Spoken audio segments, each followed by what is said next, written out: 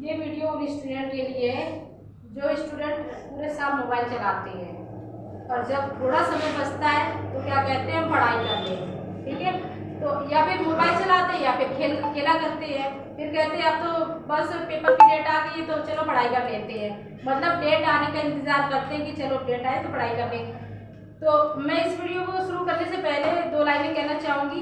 कहाँ सफल होता है वह जो गिरकर हिम्मत हार गया, विजय उसी को प्राप्त हुई जो अपने भय को मार गया। यानी कि जिस इंसान ने शुरू से लेके अभी तक तैयारी की है कि ये डर नहीं दिखाया नहीं अभी एग्जाम कैसे पढ़ेंगे, क्या करेंगे, डर लग रहा है, कैसे तैयारी करें, ये सब चीज़ें बेकार की हैं। सबसे ज़्यादा जरूरी है कि फर्स्ट स्टेप हम शुरू करते। कहते किसी ने कहा है कि जब हम कुछ भी कार्य करना शुरू करते हैं तो हमारी सफलता की शुरुआत उसी टाइम से शुरू हो जाती है।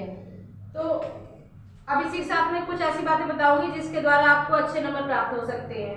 तो सबसे पहले क्या करेंगे कि अपने साथ ये जो स्टार्टिंग के 3 घंटे का समय है आपका, 3 घंटे पेपर का जो ये 3 घंटे हैं इनको हम क्या कहेंगे, गोल्डन टाइम, यानी कि ये आपका सुनहरा समय है। ठीक है, सुनहरा समय है। हमने पूरी साल तैयारी की और फिर क्या करते हैं कि जब पेपर दे रहे होते हैं तो उसी टाइम थोड़ा सा भी आलस आ गया, अरे पढ़ाई पूरी साल कर तो लिए, एग्जाम में अब फिर देखेंगे, होगा जो देखा जाएगा, आएगा कहाँ से, पढ़ाई हुआ आएगा, ये तो है कि बिना पढ़ा हुआ आएगा।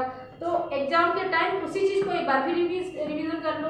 रिपीट करने से कहते हैं revision is makes perfect man, कहते हैं कि बार बार रिवीजन करने से इंसान परफेक्ट हो जाता है।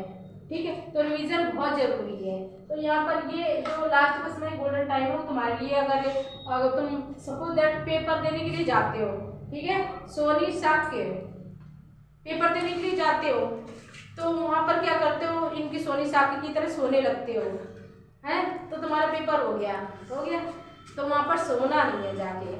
ठीक है, अगर उस समय अच्छा प्रदर्शन करते हो तो तुम्हारा अच्छा रिजल्ट आता है। उस समय जरा सी गड़बड़ हो गई, जैसे कि मैं बीएड का एग्जाम दे रही थी तो मेरे साथ क्या हुआ कि मैं बहुत ही फुल प्रूफ तैयारी करके गई थी और एक इतनी सी मिस्टेक थी कि एक लेडीज कंगन पहन के आई थी, वो वहाँ पे लिख रही थी तो लिखने में खटपट की आवाज़ हो रही थी, बार बार आवाज़ हो रही थी। मैं इसलिए नहीं बोल रही थी कि मेरे पास इतना समय नहीं था कि मैं उसको मना कर दूँ, क्योंकि मेरा वो गोल्डन टाइम चल रहा था तो मैं मना नहीं कर रही, लेकिन जब वो खटखट की आवाज़ होती तो मुझे बहुत डिस्टर्बेंस होती थी। तो मेरे लिए उतना सा समय भी बहुत कीमती था। तुम लोग अपने समय को पहचानो। ठीक है, अगर मैं उसको मना करती तो मेरे साथ 2 मिनट चले जाते, वो 2 मिनट मेरे एग्जाम को क्रॉस करने के लिए रोक सकते थे।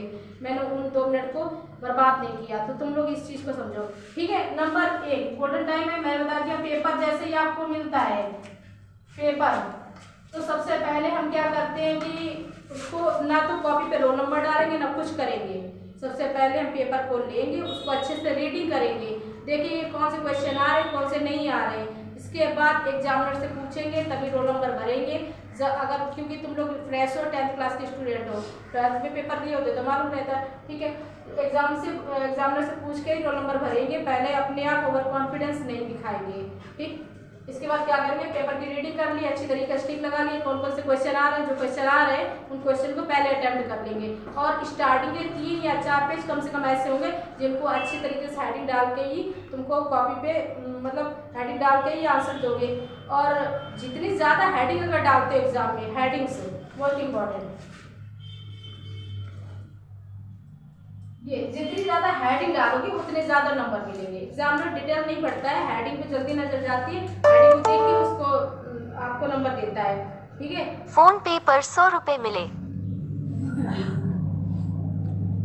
ठीक है, इसके बाद क्या करना है, वॉच लेके जानी है, घड़ी, तो यहाँ पर घड़ी लेकर जानी है। और घड़ी कौन सी वाली लेके जाओगे, कैलकुलेटर वाली लेके जाओगे? नहीं, कैलकुलेटर वाली लेके नहीं जानी है, क्योंकि अंदर जाने नहीं देंगे। कोई 15 रुपये 20 रुपये वाली घड़ी सस्ती सी आती है, उस घड़ी को ले लो, क्योंकि उससे ना कोई प्रॉब्लम नहीं होगी।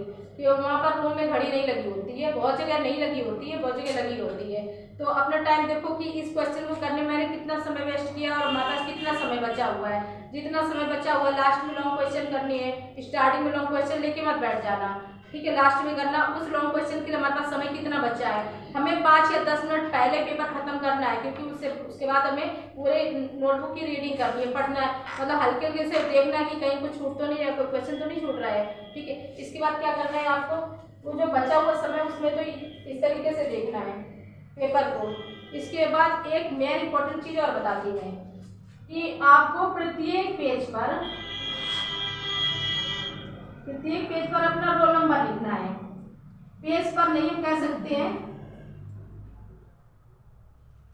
प्रत्येक पेज पे नहीं जाएंगे, प्रत्येक जैसे कि एक ये आपके सामने आ जाता है, ये कॉपी है, ठीक है, इसके सामने यहाँ पर रोल नंबर आपने लिख दिया। ठीक है, इसके बाद इसको फिर नेक्स्ट वाले पे लिखेंगे, हर एक पे नहीं लिखेंगे। इससे क्या होता है कि रोल नंबर कहीं भी हर जगह पड़ा हुआ है तो क्या एग्जामिनर को कोई दिक्कत नहीं है, रोल नंबर से तुम्हारी सुविधा हो जाती है, थोड़ा सेफ्टी हो जाती है। कई बार ऐसा कुछ निगेटिविटी भी बातें होती हैं, मैं बाद में बताऊँगी।